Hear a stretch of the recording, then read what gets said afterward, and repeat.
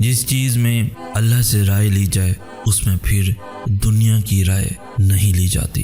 انسانوں سے کبھی بھی کچھ بھی نہیں مانگنا چاہیے، کیونکہ انسان آپ کو کچھ بھی نہیں دے سکتا۔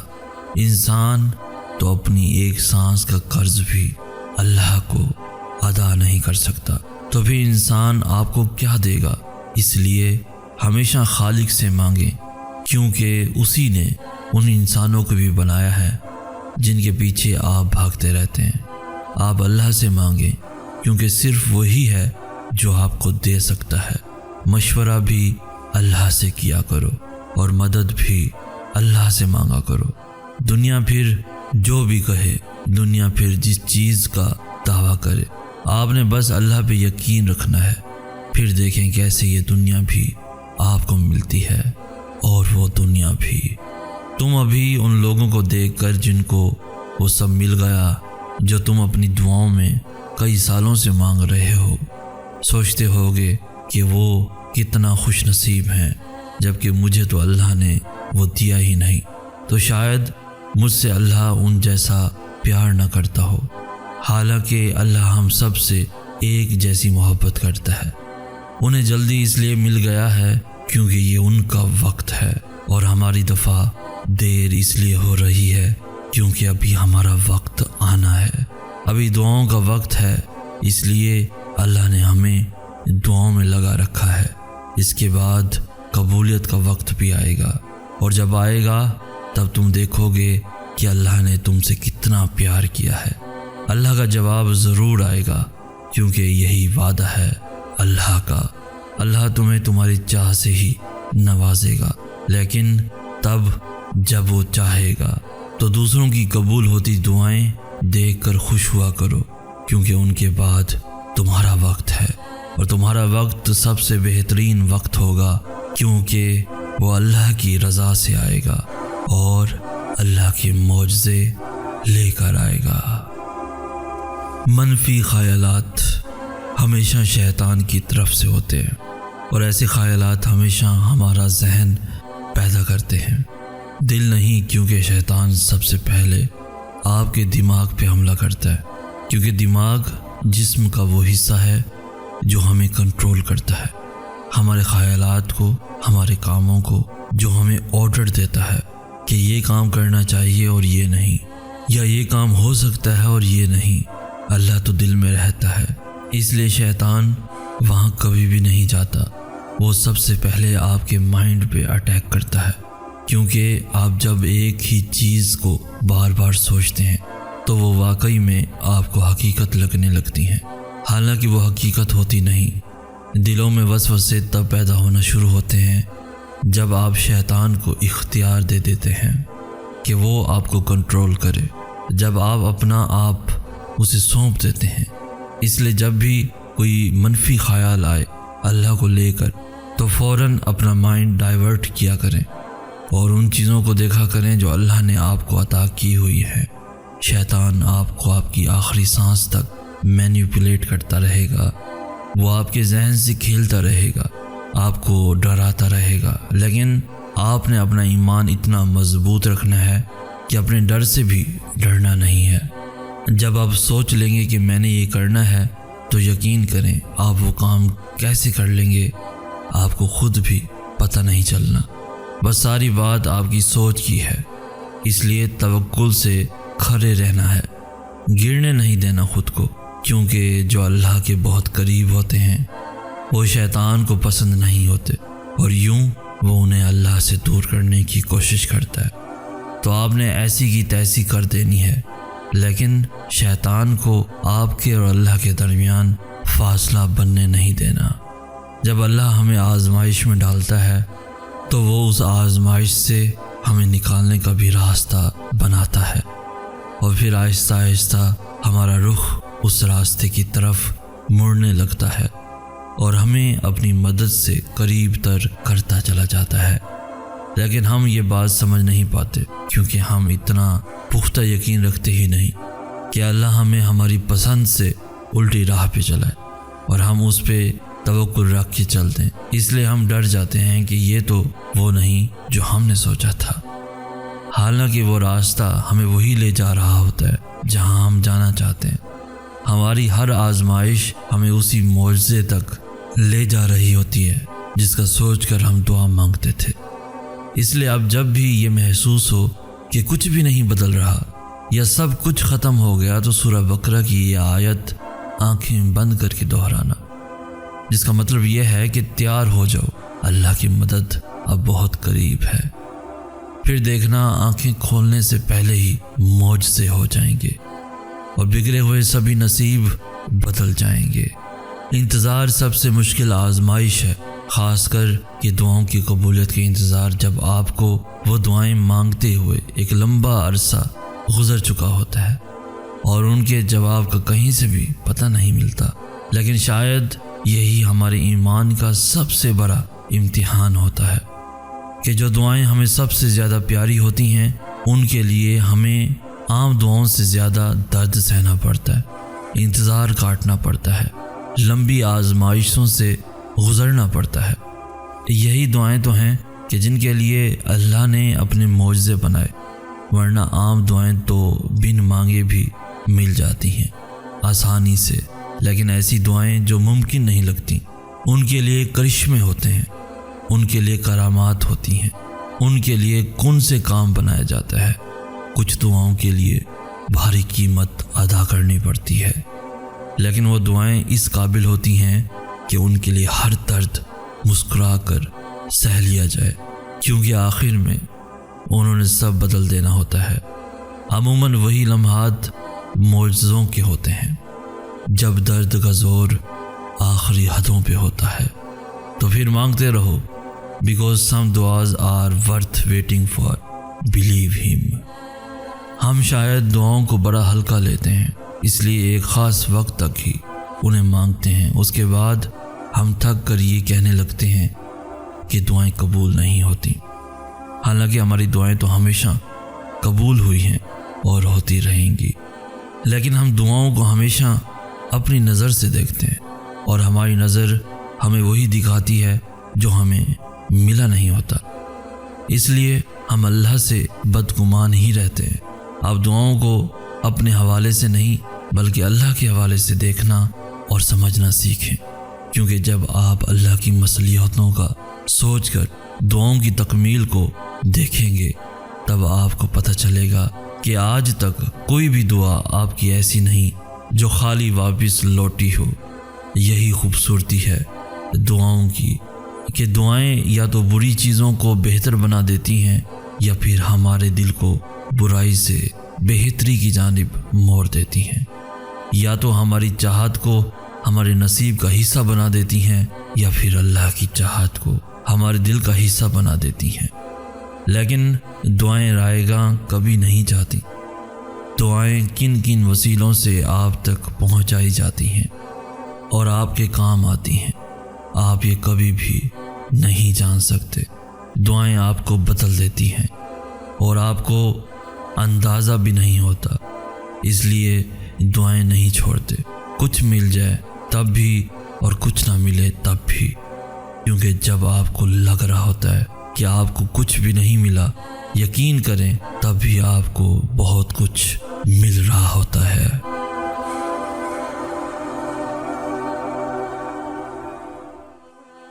معجزے صرف نبیوں کے لیے نہیں، عام انسانوں کے لیے بھی ہوتے ہیں۔ ہم ان سے بھلے مختلف ہیں لیکن ہمارا اللہ تو ایک ہے نا، مہربان، سننے والا اور قبول کرنے والا۔ ہماری دعائیں بھلے ان جیسی طاقتور نہیں لیکن ہمارا اللہ تو ویسا ہی طاقتور ہے نا۔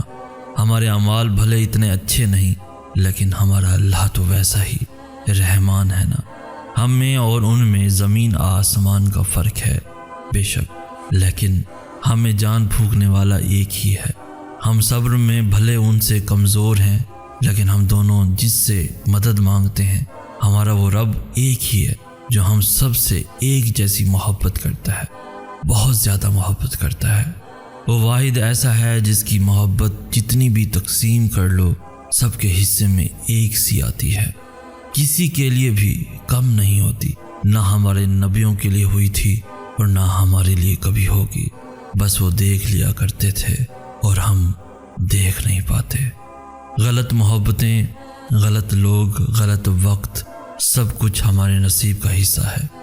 اگر آپ کو کسی غلط انسان سے محبت ہو جاتی تو اس میں آپ کی غلطی نہیں ہے، سمجھ لیں کہ وہ بس آزمائش تھی اللہ کی طرف سے۔ اگر آپ کو اب تک محبت نہیں ملی تو اس کا مطلب یہ نہیں کہ آپ میں کوئی کمی ہے یا آپ برے ہیں۔ اس کا مطلب یہ ہے کہ اللہ نے آپ کے لیے بہت خاص محبت رکھی ہوئی ہے جس کا ابھی وقت نہیں آیا۔ اگر آپ کو لگتا ہے کہ آپ کے لیے کوئی بھی شخص نہیں ہے تو آپ غلط ہیں، کیونکہ کائنات کی ہر چیز کا اللہ نے جوڑا بنایا ہے، تو اس نے یقیناً آپ کا جوڑا بھی بنایا ہے، لیکن اس تک پہنچنے کے لیے ابھی آپ کو کچھ مشکلوں سے، کچھ اور منزلوں سے گزرنا ہے۔ میرا یہی یقین ہے کہ جب آپ غلط انسان سے یا غلط محبت سے گزرتے ہیں تو اللہ نے آپ کو اس کے اجر میں وہ محبت دینی ہوتی ہے جسے پا کر آپ کو ساری تکلیفیں کچھ بھی نہیں لگتی جن سے آپ گزر کر آئے ہوتے ہیں۔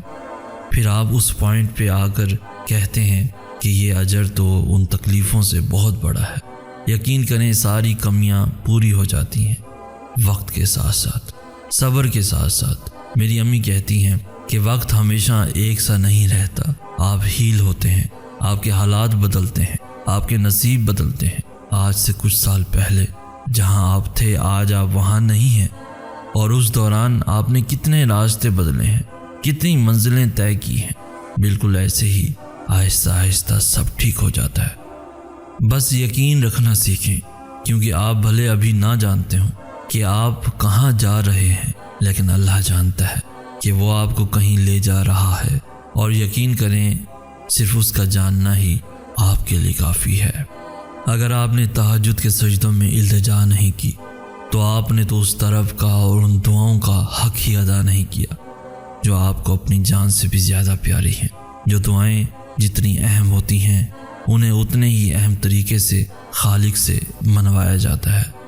ان کے لیے راتوں کی نیند قربان کر کے جائے نماز تک خود کو لایا جاتا ہے۔ ان کے لیے سوتے جاگتے تسبیح کے دانوں کو گرایا جاتا ہے۔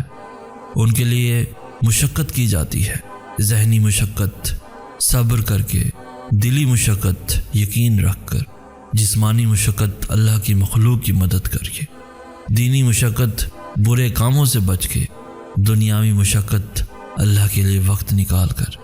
پھر ہی تو صلہ ملتا ہے، پھر ہی تو کن کا اجر لکھا جاتا ہے۔ انسان کے لیے وہی کچھ ہے جس کی وہ کوشش کرتا ہے۔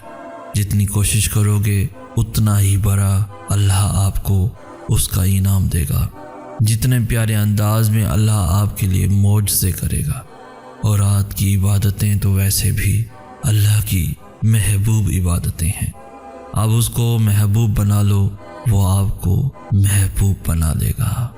سورہ بنی اسرائیل کی آیت نمبر 96 میں اللہ فرماتا ہے، اور کہہ دو میرے اور تمہارے درمیان اللہ گواہ کافی ہے، یقیناً وہ ہمیشہ سے اپنے بندوں کی پوری خبر رکھنے والا اور سب کچھ دیکھنے والا ہے۔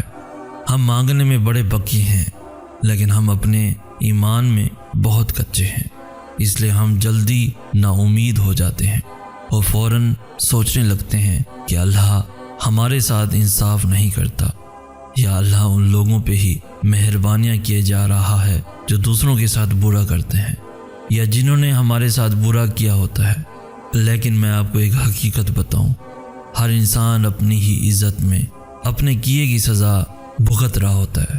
ایسا نہیں ہوتا کہ آپ کو کوئی تکلیف دے اور وہ آگے بڑھ جائے، جبکہ آپ وہی تڑپتے رہیں جو آپ دوسروں کو دیتے ہیں، وہی پلٹ کر آپ تک بھی کبھی نہ کبھی ضرور آتا ہے، تاکہ آپ محسوس کر سکیں کہ فلاں وقت اس شخص نے کیا محسوس کیا ہوگا جب اس کو آپ نے یہ تکلیف دی تھی۔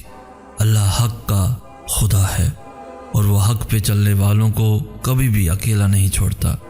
وہ کہتا ہے کہ میں ظالم کی رسی سب سے زیادہ دراز کرتا ہوں، اسے ایک مدت تک مہلت دیتا ہوں کہ وہ پلٹ آئے، لیکن جب وہ تب بھی اپنے گناہوں پہ اڑا رہتا ہے تو پھر میں اسے پکڑتا ہوں۔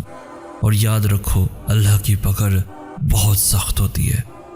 اس کی نظر سے تو کوئی بھی نہیں بچتا، پھر وہ چھوٹی سی چونٹی ہو یا پھر 6 فٹ لمبا انسان۔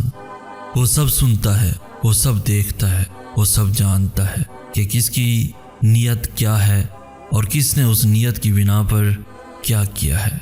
تو پھر بے فکر ہو جائیں، کیونکہ ناانصافی کر کے تو کسی کو بھی آج تک کچھ نہیں ملا، اور صبر کرنے والوں کا صلہ ناانصافیوں سے بھی کبھی نہیں گھٹا۔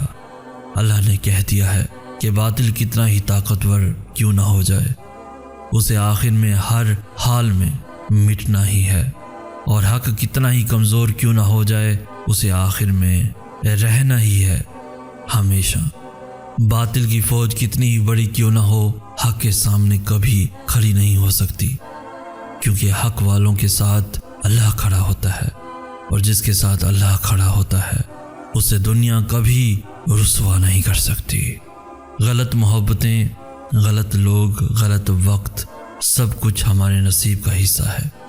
اگر آپ کو کسی غلط انسان سے محبت ہو جاتی تو اس میں آپ کی غلطی نہیں ہے، سمجھ لیں کہ وہ بس آزمائش تھی اللہ کی طرف سے۔ اگر آپ کو اب تک محبت نہیں ملی تو اس کا مطلب یہ نہیں کہ آپ میں کوئی کمی ہے یا آپ برے ہیں، اس کا مطلب یہ ہے کہ اللہ نے آپ کے لیے بہت خاص محبت رکھی ہوئی ہے جس کا ابھی وقت نہیں آیا۔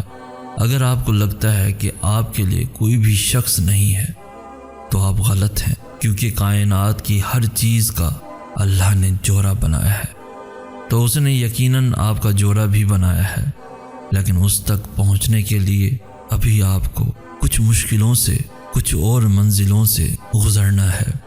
میرا یہی یقین ہے کہ جب آپ غلط انسان سے یا غلط محبت سے گزرتے ہیں تو اللہ نے آپ کو اس کے اجر میں وہ محبت دینی ہوتی ہے جسے پا کر آپ کو ساری تکلیفیں کچھ بھی نہیں لگتی جن سے آپ گزر کر آئے ہوتے ہیں۔ پھر آپ اس پوائنٹ پہ آ کر کہتے ہیں کہ یہ اجر تو ان تکلیفوں سے بہت بڑا ہے۔ یقین کریں ساری کمیاں پوری ہو جاتی ہیں وقت کے ساتھ ساتھ، صبر کے ساتھ ساتھ۔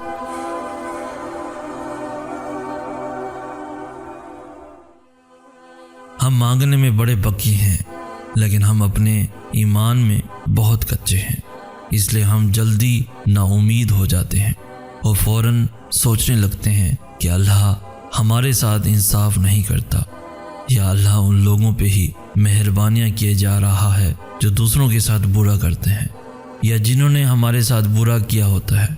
لیکن میں آپ کو ایک حقیقت بتاؤں، ہر انسان اپنی ہی عزت میں اپنے کیے کی سزا بھگت رہا ہوتا ہے۔ ایسا نہیں ہوتا کہ آپ کو کوئی تکلیف دے اور وہ آگے بڑھ جائے، جبکہ آپ وہی تڑپتے رہیں جو آپ دوسروں کو دیتے ہیں، وہی پلٹ کر آپ تک بھی کبھی نہ کبھی ضرور آتا ہے، تاکہ آپ محسوس کر سکیں کہ فلاں وقت اس شخص نے کیا محسوس کیا ہوگا جب اس کو آپ نے یہ تکلیف دی تھی۔ اللہ حق کا خدا ہے اور وہ حق پہ چلنے والوں کو کبھی بھی اکیلا نہیں چھوڑتا۔ وہ کہتا ہے کہ میں ظالم کی رسی سب سے زیادہ دراز کرتا ہوں، اسے ایک مدت تک مہلت دیتا ہوں کہ وہ پلٹ آئے، لیکن جب وہ تب بھی اپنے گناہوں پہ اڑا رہتا ہے تو پھر میں اسے پکڑتا ہوں۔ اور یاد رکھو، اللہ کی پکڑ بہت سخت ہوتی ہے، اس کی نظر سے تو کوئی بھی نہیں بچتا، پھر وہ چھوٹی سی چونٹی ہو یا پھر 6 فٹ لمبا انسان۔ وہ سب سنتا ہے، وہ سب دیکھتا ہے، وہ سب جانتا ہے کہ کس کی نیت کیا ہے اور کس نے اس نیت کی بنا پر کیا کیا ہے۔ تو پھر بے فکر ہو جائیں، کیونکہ ناانصافی کر کے تو کسی کو بھی آج تک کچھ نہیں ملا، اور صبر کرنے والوں کا صلہ ناانصافیوں سے بھی کبھی نہیں گھٹا۔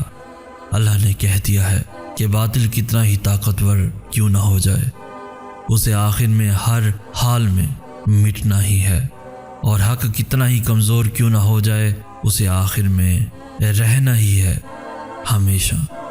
باطل کی فوج کتنی ہی بڑی کیوں نہ ہو، حق کے سامنے کبھی کھڑی نہیں ہو سکتی، کیونکہ حق والوں کے ساتھ اللہ کھڑا ہوتا ہے، اور جس کے ساتھ اللہ کھڑا ہوتا ہے اسے دنیا کبھی رسوا نہیں کر سکتی۔ غلط محبتیں، غلط لوگ، غلط وقت، سب کچھ ہمارے نصیب کا حصہ ہے۔ اگر آپ کو کسی غلط انسان سے محبت ہو جاتی تو اس میں آپ کی غلطی نہیں ہے، سمجھ لیں کہ وہ بس آزمائش تھی اللہ کی طرف سے۔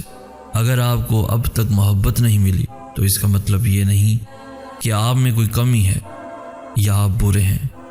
اس کا مطلب یہ ہے کہ اللہ نے آپ کے لیے بہت خاص محبت رکھی ہوئی ہے جس کا ابھی وقت نہیں آیا۔ اگر آپ کو لگتا ہے کہ آپ کے لیے کوئی بھی شخص نہیں ہے تو آپ غلط ہیں، کیونکہ کائنات کی ہر چیز کا اللہ نے جوڑا بنایا ہے، تو اس نے یقیناً آپ کا جوڑا بھی بنایا ہے، لیکن اس تک پہنچنے کے لیے ابھی آپ کو کچھ مشکلوں سے، کچھ اور منزلوں سے گزرنا ہے۔ میرا یہی یقین ہے کہ جب آپ غلط انسان سے یا غلط محبت سے گزرتے ہیں تو اللہ نے آپ کو اس کے اجر میں وہ محبت دینی ہوتی ہے جسے پا کر آپ کو ساری تکلیفیں کچھ بھی نہیں لگتی جن سے آپ گزر کر آئے ہوتے ہیں۔ پھر آپ اس پوائنٹ پہ آ کر کہتے ہیں کہ یہ اجر تو ان تکلیفوں سے بہت بڑا ہے۔ یقین کریں ساری کمیاں پوری ہو جاتی ہیں وقت کے ساتھ ساتھ، صبر کے ساتھ ساتھ۔ جو دعائیں آپ کو بہت پیاری ہوتی ہیں نا، انہیں مانگنے کا انداز بھی سب سے پیارا ہونا چاہیے، اتنا پیارا کہ اللہ پہلی بار میں ہی ان پہ کن کہہ دے۔ اور پتہ ہے اللہ کو اتنا پیارا انداز کس کا لگتا ہے؟ تہجد کا، تہجد پڑھنے والوں کا۔ آپ کو جو چاہیے، اگر آپ نے اسے اللہ سے تہجد میں نہیں مانگا تو پھر کیا مانگا؟ لوگ کبھی بھی ان چیزوں کو تم تک پہنچنے سے نہیں روک سکتے جو اللہ نے تمہارے لیے لکھی ہوئی ہیں، پھر وہ کتنی ہی کوشش کیوں نہ کر لیں، کتنی ہی جان کیوں نہ مار لیں۔ جو تمہارا ہے وہ صرف تمہارا ہے، اور کوئی بھی اس حقیقت کو بدل نہیں سکتا، کوئی بھی اس حقیقت کو تم سے چھین نہیں سکتا۔ اللہ کا مقافات عمل کا انداز تمہاری سوچ سے بڑا مختلف ہوتا ہے۔ جب کوئی تمہیں تکلیف دے کر چھوڑ جاتا ہے نا، تو اللہ اسے فوراً سزا نہیں دیتا، بلکہ اللہ اس سے نمٹنے سے پہلے تمہیں مضبوط بناتا ہے، اور اس دوران اللہ اسے دنیا کے ہر دھوکے سے ملواتا ہے جس انسان نے تمہیں دھوکہ دیا ہوتا ہے۔ اور پھر ایک مقام ایسا آتا ہے جہاں پہنچ کر اس انسان کو احساس ہوتا ہے کہ تمہاری نیت کتنی پاکیزہ تھی، اور یہ پھر جان لینے کے بعد وہ واپس لوٹ آتا ہے۔ آخر میں اللہ سب کو تمہارے سامنے لا کر کھڑا کر دیتا ہے، لیکن تب تک تم آگے بڑھ چکے ہوتے ہو، اور اللہ نے تمہیں اس قدر مطمئن کر دیا ہوتا ہے کہ تم ان سب کو معاف تو کر دیتے ہو، لیکن پھر انہیں دوسرا موقع نہیں دیتے، کیونکہ اللہ نے تمہیں ہر اس شے میں سکون دے دیا ہوتا ہے جو اللہ نے اس جانے والے کے بدلے تمہیں دی تھی۔ اور یہی تمہاری سب سے بڑی جیت ہوتی ہے کہ اللہ تمہیں ان کے بغیر رہنا سکھا دیتا ہے جس کے بغیر تم زندگی کا تصور بھی نہیں کر سکتے تھے۔ تو بہادر بنو، معاف کرنے والے بنو، اور یہ تمہیں ان کے لیے نہیں خود کے لیے کرنا ہے۔ تم جب کسی کو معاف کرتے ہو تو تم اپنے خود کے زخموں کو بھرتے ہو، وہ زخم جو تمہارے غلط انتخابات سے تمہیں ملے ہیں۔ تو بس اپنا دل صاف کر لو، پھر دیکھو کیسے تمہارے راستے صاف ہوتے ہیں۔ بس ایک معافی ہی واحد مرہم ہے جو تمہیں شفا دے سکتی ہے، کیونکہ جو معاف کر دیتے ہیں اللہ انہیں وہاں سے سکون دیتا ہے جہاں جہاں انہوں نے سکون کھویا ہوتا ہے۔ جو اللہ کو اپنے لیے کافی کر لیتے ہیں اللہ بھی پھر ان کے لیے کافی ہو جاتا ہے۔ بدلے کا انتظار تو بزدل کرتے ہیں، طاقتور تو آگے بڑھ جاتے ہیں، دوسروں کو تباہ و برباد دیکھنے کی خواہش رکھنے والے تو کم ظرف ہوتے ہیں، ظرف والے تو معاف کر کے بھول جاتے ہیں، کیونکہ وہ ان لوگوں سے زیادہ اللہ سے پیار کرتے ہیں، اور وہ جانتے ہیں کہ اللہ انہی سے محبت کرتا ہے جو نفرت نہیں کرتے۔ وہ جانتے ہیں کہ ہمارا اللہ رحمان ہے اور وہ رحم کرنے والوں کو ہی پسند کرتا ہے۔ تم ابھی یہاں ہو کیونکہ اللہ تمہیں یہی لانا چاہتا تھا۔ تم نے کچھ کھویا ہے کیونکہ وہ کھو دینا ہی اللہ کی مصلحت کا حصہ تھا، اور اب تم اسے اللہ سے دوبارہ واپس مانگ رہے ہو، کیونکہ اللہ نے تمہیں دعا کا راستہ دکھایا ہے اور تمہارا دل دعا کی جانب موڑا۔ جب سب کچھ اللہ کی مرضی سے ہوا ہے اور ہو رہا ہے تو پھر تم کیوں پریشان ہو؟ تم اللہ کے ہر فیصلے کے پیچھے چھپی وجہ نہیں جان سکتے۔ تمہارا کام صرف یقین رکھنا ہے اور اللہ سے دعا کرتے رہنا ہے۔ ان دعاؤں کو کب اور کیسے معجزوں میں بدلنا ہے یہ تمہارے اللہ کا کام ہے۔ تو تم صرف وہ کام کرو جو تمہارے ذمے ہے۔ اللہ کے کاموں کی فکر چھوڑ دو کیونکہ وہ اپنے کام کرنا بخوبی جانتا ہے۔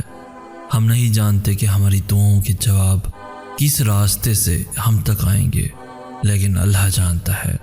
اس لیے ہمیں اس کے منتخب راستوں پہ چلتے جانا ہے اور یقین رکھنا ہے کہ وہ راستے ہمیں وہی لے جا رہے ہیں جہاں سے معجزے ہم تک آنے ہیں۔ ہمیں ویسا یقین رکھنا ہے جیسا وہ شخص یقین رکھتا ہے جس کو اللہ نے آنکھیں نہیں دیں۔ ہمیں ایسے اس کے منتخب کردہ راستوں پہ چلنا ہے جیسے وہ نابینا شخص چلتا ہے جسے پتہ نہیں ہوتا کہ اس کے سامنے کیا ہے، لیکن پھر بھی وہ رکتا نہیں، یہ سوچ کر کہ میرا اللہ مجھے گرنے نہیں دے گا۔ بس یہ یقین رکھنا سیکھ لو، پھر کیسے راستے بنیں گے اور کیسے منزلیں ہمارے قدموں میں ہوں گی یہ تو ہم سوچ بھی نہیں سکتے۔ ہم نہیں جانتے کہ ہماری دعاؤں کے جواب کس راستے سے آنے ہیں، لیکن اللہ جانتا ہے۔ ہمیں بس توکل رکھنا ہے کہ وہ ہمیں اسی راستے پہ لے جا رہا ہے جہاں ہم جانا چاہتے ہیں۔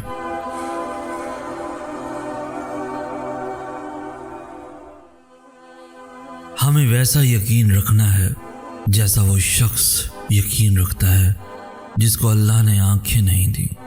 ہمیں ایسے اس کے منتخب کردہ راستوں پہ چلنا ہے جیسے وہ نابینا شخص چلتا ہے جسے پتہ نہیں ہوتا کہ اس کے سامنے کیا ہے، لیکن پھر بھی وہ رکتا نہیں، یہ سوچ کر کہ میرا اللہ مجھے گرنے نہیں دے گا۔ بس یہ یقین رکھنا سیکھ لو، پھر کیسے راستے بنیں گے اور کیسے منزلیں ہمارے قدموں میں ہوں گی یہ تو ہم سوچ بھی نہیں سکتے۔ ہم نہیں جانتے کہ ہماری دعاؤں کے جواب کس راستے سے آنے ہیں، لیکن اللہ جانتا ہے۔ ہمیں بس توکل رکھنا ہے کہ وہ ہمیں اسی راستے پہ لے جا رہا ہے جہاں ہم جانا چاہتے ہیں۔ ہم سب آج وہی ہیں جہاں ہونا اللہ نے ہمارے لیے لکھا تھا، پھر بھلے ہمیں یہ مقام پسند ہو یا نہ ہو۔ ہمیں بس یہ یقین رکھنا ہے کہ پہلی سانس سے لے کر اس سانس تک سب کچھ اللہ کی رضا سے ہوا ہے، اور اس سب کے ہونے کے پیچھے بہت ساری مصلحتیں ہیں جن میں سے کچھ اس آزمائش کے بعد ہم پہ کھول دی جائیں گی اور کچھ قیامت تک راز ہی رہیں گی۔ کیوں اور کیسے یہ صرف اللہ جانتا ہے۔ وہ کن ذریعوں سے اور کن طریقوں سے کام کرتا ہے یہ ہم کبھی بھی نہیں جان سکتے، تبھی تو ہمیں یقین رکھنے کا حکم دیا گیا ہے۔ ہمیں اللہ نظر نہیں آتا، لیکن ہم سب پھر بھی اس کے ہونے کی گواہی دیتے ہیں، اس کے موجود ہونے کی تسبیح کرتے ہیں، کیونکہ ہم اس سے پیار کرتے ہیں، اور اس کے ہونے پر یقین رکھنے سے وہ ہمیں ہر جگہ نظر آنے لگتا ہے، اس کی موجودگی سچ میں نظر آنے لگتی ہے۔ بالکل ایسے ہی ہمیں اس کے فیصلوں پہ یقین رکھنا ہے، لیکن اب کی بار یہ سوچ کر نہیں کہ ہم اس سے کتنا پیار کرتے ہیں، بلکہ یہ سوچ کر کہ وہ ہم سے کتنا پیار کرتا ہے۔ جب ہم یہ سوچ کر اس پہ یقین رکھنا شروع کر دیں گے تو وہ ہمارے یقین کو ہی ہماری حقیقت بنا دے گا۔ پھر جیسے اس کے ہونے کا احساس ہوتا ہے ویسے ہی اس کے معجزوں کا احساس بھی ہونے لگے گا، اور ایسے چٹکیوں میں سب بدل جائے گا کہ پتہ بھی نہیں چلے گا۔ اللہ جب تمہیں اپنے قریب لانے کا ارادہ باندھ لیتا ہے تب وہ سب سے پہلے تمہارا دل اپنی جانب موڑتا ہے۔ وہ تمہارے دل کو تب تک توڑتا ہے جب تک تمہارا دل اس سے جڑ نہیں جاتا، اور پھر جب تم ٹوٹ کر اس سے جڑ جاتے ہو تو وہ تمہیں ایسے سکون سے بھر دیتا ہے جو تمہاری روح کو ٹھنڈا کر دیتا ہے۔ جب دنیا کی محبتیں تمہیں مار دیتی ہیں تب اللہ کی محبتیں تمہیں پھر سے زندہ کر دیتی ہیں۔ وہ تمہارے دل کے ذریعے تم میں داخل ہوتا ہے اور تمہیں اتنے یقین سے بھر دیتا ہے کہ تمہارے کان اسے سننے لگتے ہیں اور دل اس کی موجودگی کو محسوس کرنے لگتا ہے۔ آنکھ بھلے اس کو دیکھ نہیں پاتی دل سے، مگر وہ چاروں طرف دکھائی دینے لگتا ہے، اور جب وہ یقین والوں کے لیے عرش سے کن کی صدا بھیجتا ہے تو فرش والے اسے رد نہیں کر سکتے۔ پھر جو مانگا ہوتا ہے وہ ہر حال میں مل کر رہتا ہے۔ ہم سب سوچتے ہیں کہ مکافات عمل کا مطلب اس انسان کو تباہ و برباد دیکھنا ہے جس نے ہمیں تکلیف پہنچائی تھی۔ میں تمہیں بتاؤں کہ مکافات عمل کا کیا معنی ہے۔ مکافات عمل کا مطلب ہر اس چیز میں سکون ڈھونڈ لینا ہے جو اللہ نے تمہیں دی ہے، اور ہر اس شے کے چلے جانے پر دل کو مطمئن کر لینا ہے جو اللہ نے اس جانے والے کے بدلے میں عطا کی ہے۔ کسی کو تباہ و برباد دیکھنے سے کبھی سکون نہیں ملتا، سکون معاف کرنے سے ملتا ہے۔ سکون اس انسان کو بھلا کر زندگی جینے سے ملتا ہے جو اذیت کا ذریعہ تھا۔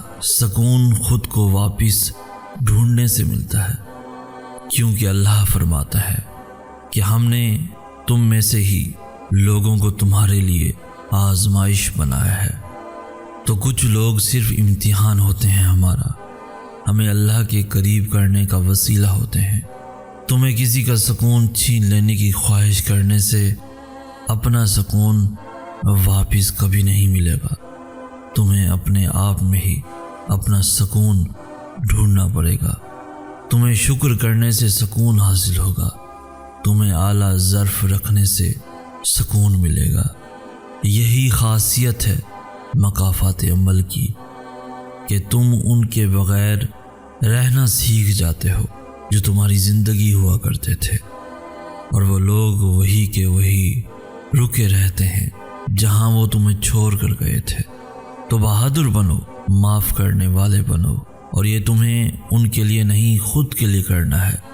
تم جب کسی کو معاف کرتے ہو تو تم اپنے خود کے زخموں کو بھرتے ہو، وہ زخم جو تمہارے غلط انتخابات سے تمہیں ملے ہیں۔ تو بس اپنا دل صاف کر لو، پھر دیکھو کیسے تمہارے سارے راستے صاف ہوتے ہیں۔ بس ایک معافی ہی واحد مرہم ہے جو تمہیں شفا دے سکتی ہے، کیونکہ جو معاف کر دیتے ہیں اللہ انہیں وہاں سے سکون دیتا ہے جہاں جہاں انہوں نے سکون کھویا ہوتا ہے۔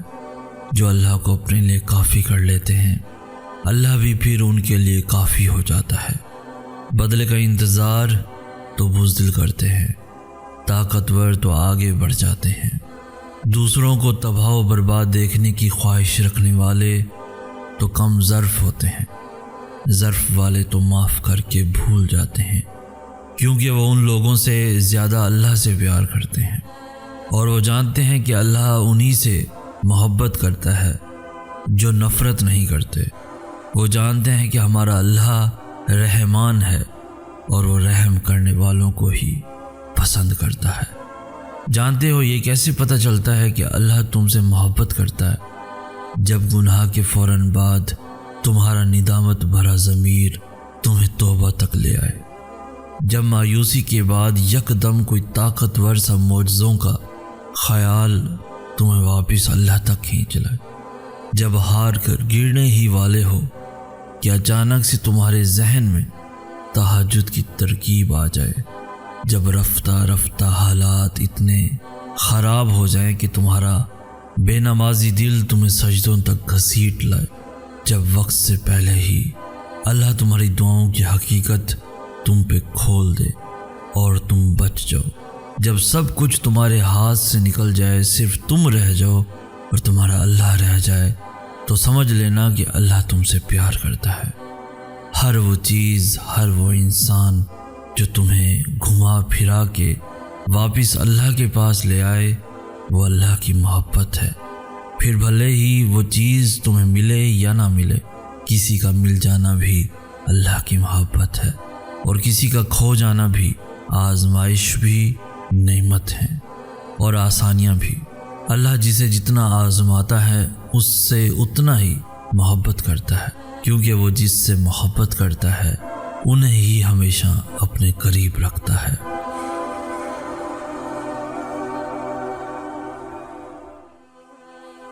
ہمیں ویسا یقین رکھنا ہے جیسا وہ شخص یقین رکھتا ہے جس کو اللہ نے آنکھیں نہیں دی۔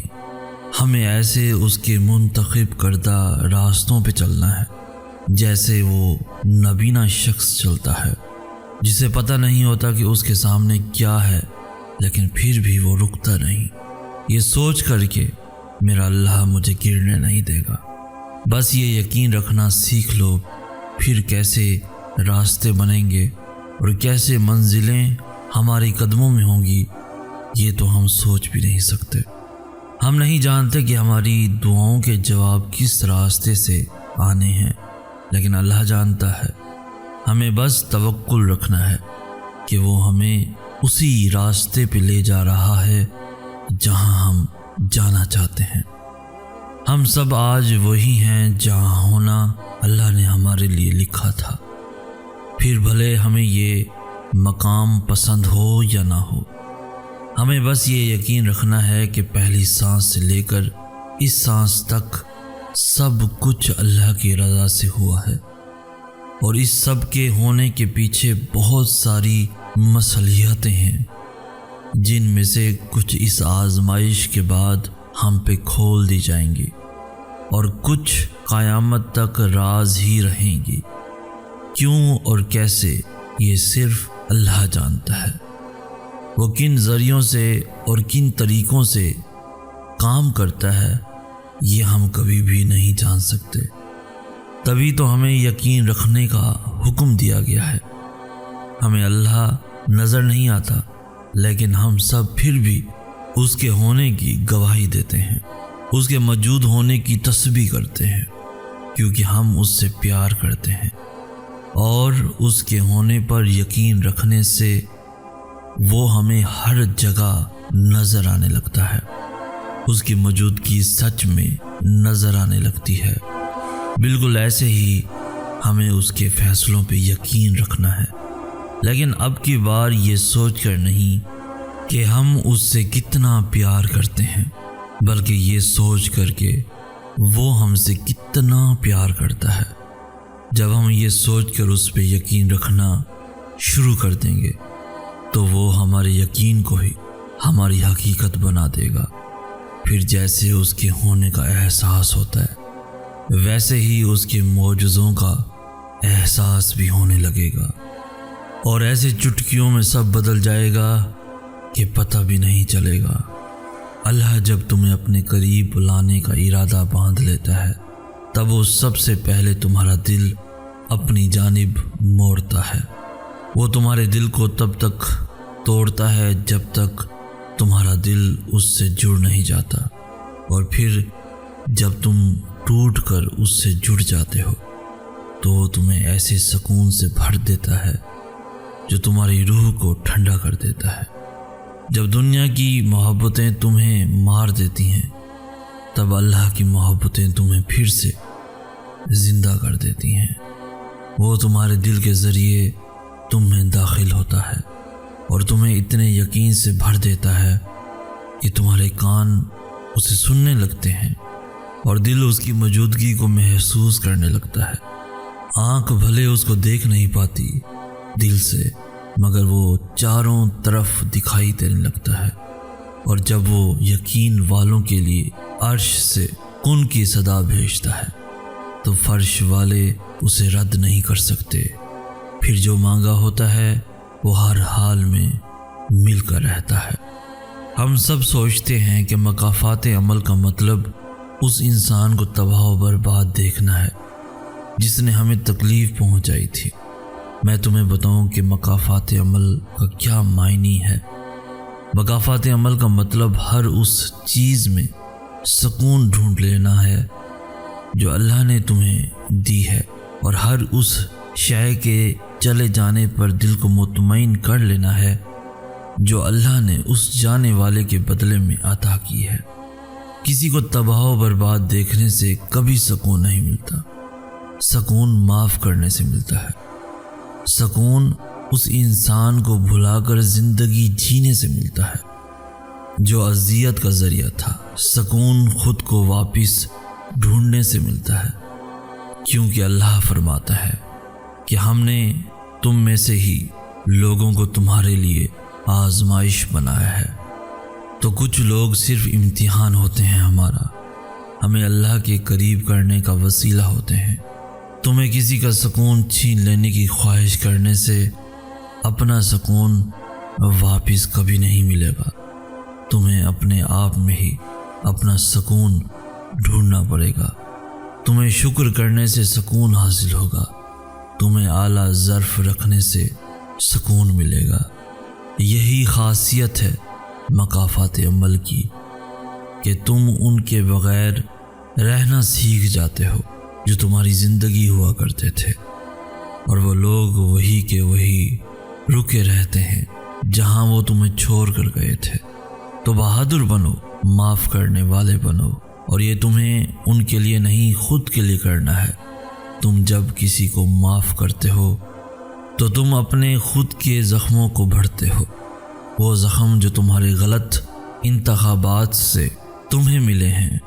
تو بس اپنا دل صاف کر لو، پھر دیکھو کیسے تمہارے سارے راستے صاف ہوتے ہیں۔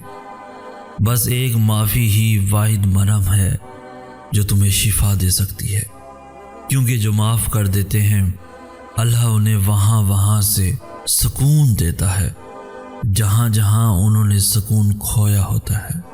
جو اللہ کو اپنے لیے کافی کر لیتے ہیں اللہ بھی پھر ان کے لیے کافی ہو جاتا ہے۔ بدلے کا انتظار تو بزدل کرتے ہیں، طاقتور تو آگے بڑھ جاتے ہیں۔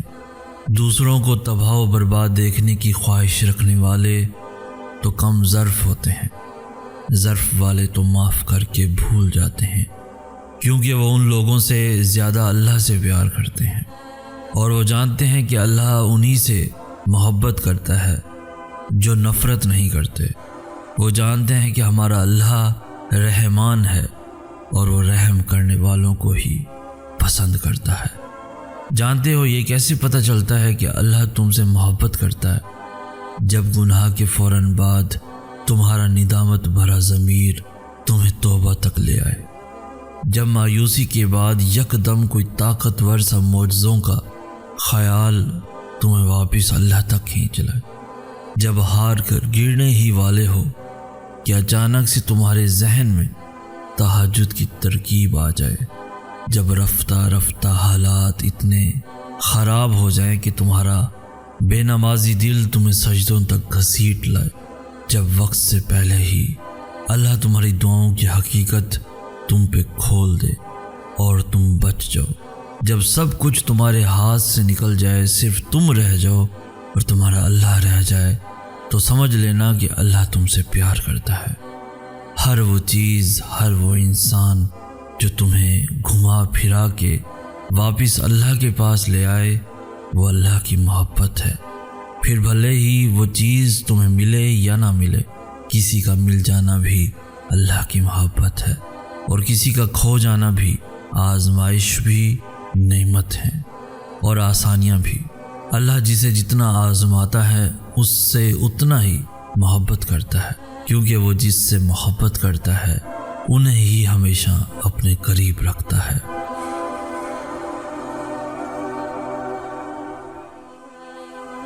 کبھی کبھار یوں ہی دل بے چین ہونے لگتا ہے، اور پتہ ہے ایسا کیوں ہوتا ہے؟ جیسے آپ کے جسم کو بھوک لگتی ہے ویسے ہی آپ کی روح کو بھی بھوک لگتی ہے۔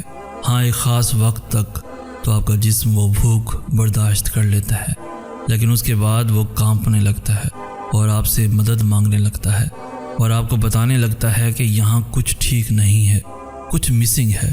اسی طرح روح بھی ایک خاص وقت تک اللہ سے جدائی برداشت کر سکتی ہے، اور اس وقت کے بعد وہ آپ کو تنگ کرنے لگتی ہے، بے چین ہو کر، پریشان ہو کر، اداس ہو کر، یوں آپ کی روح آپ کو بتا رہی ہوتی ہے کہ اللہ کی ضرورت ہے، کہ اب اللہ کی ضرورت ہے، بہت ضرورت ہے۔ اور جب ایسا ہو تو فوراً اللہ کی طرف واپس لوٹ جانا چاہیے، کیونکہ جیسے آپ جب اپنے جسم کو روٹی نہیں دیتے تو وہ مر جاتا ہے، ایسے ہی جب آپ اپنی روح کو اللہ تک نہیں لے جاتے تو آپ اندر سے ختم ہو جاتے ہیں، کھوکھلے ہو جاتے ہیں۔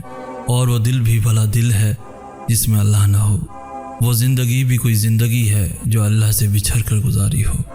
دعائیں تو اللہ کو سب سے پیاری ہوتی ہیں، اور ٹوٹتی پھوٹتی دعائیں جن کو جوڑنے کے لیے ہمیں الفاظ ہی نہیں ملتے، جنہیں ترتیب دینے کے لیے ہمارے پاس ہنر ہی نہیں ہوتا، وہ دعائیں اللہ کی سب سے لاڈلی دعائیں ہوتی ہیں، کیونکہ وہ جانتا ہے کہ اپنے درد کے کس مقام پہ پہنچ کر وہ مانگی ہیں، اور کتنی طرف سے مانگی ہیں کہ زبان بھی انہیں بیان کرنے سے قاصر ہو گئی ہے۔ اللہ کو اپنے بندے پہ بڑا پیار آتا ہے جب اس کا بندہ آدھی ادھوری دعائیں کر کے کہتا ہے کہ اب کیا کہوں، کیسے کہوں، تو سب جانتا ہے، میری خاموشی سمجھ لے۔ یعنی آپ نے یہ مان لیا ہے کہ وہ جانتا ہے اور وہ جان لے گا، تو پھر اللہ بھی کہتا ہے کہ لو پھر جان گیا میں، سن لیا میں نے، اور اب تیار ہو جاؤ کہ میں عطا کرنے والا ہوں۔ تمہاری ساری بے ترتیب دعاؤں سے تمہارے نصیب کو ترتیب دینے والا ہوں۔ اور پھر کیسے چیزیں اپنی جگہ پر واپس آ جاتی ہیں، اور کیسے دل کی بکھری ہوئی دعائیں سمٹ جاتی ہیں۔ ہم تو دیکھتے ہی رہ جاتے ہیں۔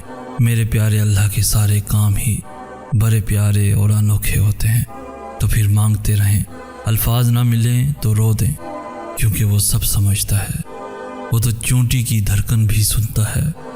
ہمیں تو پھر اس نے اشرف المخلوقات کا درجہ دیا ہے، ہم سے تو پھر اس نے سب سے زیادہ محبت کی ہے۔ دعائیں یا تو آپ کے نصیب کو ترتیب دے کر آپ کے مطابق کر دی جاتی ہیں، یا پھر آپ کو ترتیب دے کر اللہ کے مطابق کر دیتی ہیں، لیکن رد کبھی نہیں ہوتی، رد کبھی نہیں ہوتی۔ پتہ ہے جب انسان اللہ سے محبت کرنے لگتا ہے تو اللہ سب سے پہلے اس کا دل بدلتا ہے، اور ایسے بدلتا ہے کہ یہ دل پھر سارے راز، ساری پوشیدہ باتیں سمجھنے لگتا ہے، جو کسی کو نظر نہیں آتا وہ بھی دکھنے لگتا ہے، اور جو کسی کو سنائی نہیں دیتی اللہ کی وہ باتیں بھی سننے لگتا ہے۔ اللہ کی محبت میں بہت طاقت ہوتی ہے۔ اللہ کی محبت آپ کو ٹرانسفارم کر دیتی ہے اور بالکل نیا انسان بنا دیتی ہے، ایسا انسان جو ہر چیز میں، ہر انسان میں اچھائی ڈھونڈنے لگتا ہے، ایسا انسان جو برائی میں بھی مصلحت تلاش کرنے لگتا ہے، ایسا انسان جو مشکلات کے باوجود بھی اچھے دنوں کی امید رکھتا ہے، ایسا انسان جو اللہ کی طرف سے آنے والی ہر چیز کو اس کی رحمت سمجھتا ہے، پھر وہ خوشی ہو یا پھر آزمائش، یہی فرق ہے انسان کی اور اللہ کی محبت میں۔ مجھے لگتا ہے کہ ہمیں شاید اللہ سے محبت کرنا سکھایا ہی نہیں گیا، اس لیے ہمیں لگتا ہے کہ محبت توڑ دیتی ہے۔ اگر اللہ سے محبت کرنا سیکھی ہوتی تو سمجھ آتی کہ محبت تو جوڑ دیتی ہے، محبت تو پہلے سے بہتر بنا دیتی ہے، محبت تو برائی سے دور کر دیتی ہے، محبت تو بدل دیتی ہے، محبت تو آپ کو ایک مضبوط اور باکردار انسان بنا دیتی ہے۔ اور جو محبت ایسا نہیں کرتی، کیا وہ واقعی محبت ہے؟ ہم دعاؤں کی طاقت کو بہت انڈر ایسٹیمیٹ کرتے ہیں، حالانکہ قرآن کھول کر دیکھا جائے تو سارے معجزے، سارے کرشمے، سارے منظر، سارے نصیب صرف دعاؤں سے ہی بدلے ہیں۔ دعائیں کیا ہیں؟ کبھی آپ نے سوچا ہے؟ دعا تو آپ کے اور اللہ کے درمیان ہونے والی باتیں ہیں، وہ باتیں جو آپ دنیا میں کسی سے نہیں کر سکتے، وہ باتیں جن میں آپ کسی کو بھی شامل نہیں کر سکتے، وہ باتیں جو آپ اللہ کو سناتے ہیں اور اللہ آرام سے بیٹھ کر انہیں سنتا ہے، پھر چاہے وہ باتیں کچھ لمحوں کی ہوں یا پھر گھنٹوں تک چلتی رہیں۔ اب ذرا سوچیں کہ دو جہانوں کا خالق خصوصی طور پر صرف آپ کی باتیں سننے کے لیے آپ کے ساتھ بیٹھتا ہے، آپ کا دوست بن کر، آپ کا رازدار بن کر، آپ کا مالک بن کر، آپ کا خیر خواہ بن کر، صرف آپ کے لیے وہ اپنا وقت نکالتا ہے۔ حالانکہ آپ کیا ہیں اس کے سامنے؟ کچھ بھی تو نہیں، پھر بھی وہ آپ کو اپنا وقت دیتا ہے، اور یہ نہیں کہتا کہ اور کتنا بولو گے، بلکہ وہ کہتا ہے بولتے رہو، مجھے یاد کرتے رہو، میں بھی سنتا رہوں گا اور تمہیں یاد کرتا رہوں گا۔ تو پھر اب بتاؤ کہ اب بھی ڈرنے کی کوئی گنجائش ہے؟ کیا اب بھی کوئی وسوسے باقی ہیں قبولیت کے حوالے سے؟ جب اللہ سے سن لیا ہے سب تو ساری فکروں سے آزاد ہو جاؤ، کیونکہ تمہارا یہ کام اب اس نے اپنے ذمے لے لیا ہے، اور اس سے بہترین ذہانت والا اور کوئی نہیں۔ جس چیز میں اللہ سے رائے لی جائے اس میں پھر دنیا کی رائے نہیں لی جاتی۔ انسانوں سے کبھی بھی کچھ بھی نہیں مانگنا چاہیے، کیونکہ انسان آپ کو کچھ بھی نہیں دے سکتا۔ انسان تو اپنی ایک سانس کا قرض بھی اللہ کو ادا نہیں کر سکتا، تو پھر انسان آپ کو کیا دے گا؟ اس لیے ہمیشہ خالق سے مانگیں، کیونکہ اسی نے ان انسانوں کو بھی بنایا ہے جن کے پیچھے آپ بھاگتے رہتے ہیں۔ آپ اللہ سے مانگیں، کیونکہ صرف وہی ہے جو آپ کو دے سکتا ہے۔ مشورہ بھی اللہ سے کیا کرو اور مدد بھی اللہ سے مانگا کرو۔ دنیا پھر جو بھی کہے، دنیا پھر جس چیز کا دعویٰ کرے، آپ نے بس اللہ پہ یقین رکھنا ہے، پھر دیکھیں کیسے یہ دنیا بھی آپ کو ملتی ہے، اور وہ دنیا بھی۔ تم ابھی ان لوگوں کو دیکھ کر جن کو وہ سب مل گیا جو تم اپنی دعاؤں میں کئی سالوں سے مانگ رہے ہو، سوچتے ہوگے کہ وہ کتنا خوش نصیب ہیں، جبکہ مجھے تو اللہ نے وہ دیا ہی نہیں، تو شاید مجھ سے اللہ ان جیسا پیار نہ کرتا ہو۔ حالانکہ اللہ ہم سب سے ایک جیسی محبت کرتا ہے۔ انہیں جلدی اس لیے مل گیا ہے کیونکہ یہ ان کا وقت ہے، اور ہماری دفعہ دیر اس لیے ہو رہی ہے کیونکہ ابھی ہمارا وقت آنا ہے۔ ابھی دعاؤں کا وقت ہے، اس لیے اللہ نے ہمیں دعاؤں میں لگا رکھا ہے۔ اس کے بعد قبولیت کا وقت بھی آئے گا، اور جب آئے گا تب تم دیکھو گے کہ اللہ نے تم سے کتنا پیار کیا ہے۔ اللہ کا جواب ضرور آئے گا، کیونکہ یہی وعدہ ہے اللہ کا۔ اللہ تمہیں تمہاری چاہ سے ہی نوازے گا، لیکن تب جب وہ چاہے گا۔ تو دوسروں کی قبول ہوتی دعائیں دیکھ کر خوش ہوا کرو، کیونکہ ان کے بعد تمہارا وقت ہے، اور تمہارا وقت سب سے بہترین وقت ہوگا، کیونکہ وہ اللہ کی رضا سے آئے گا اور اللہ کے معجزے لے کر آئے گا۔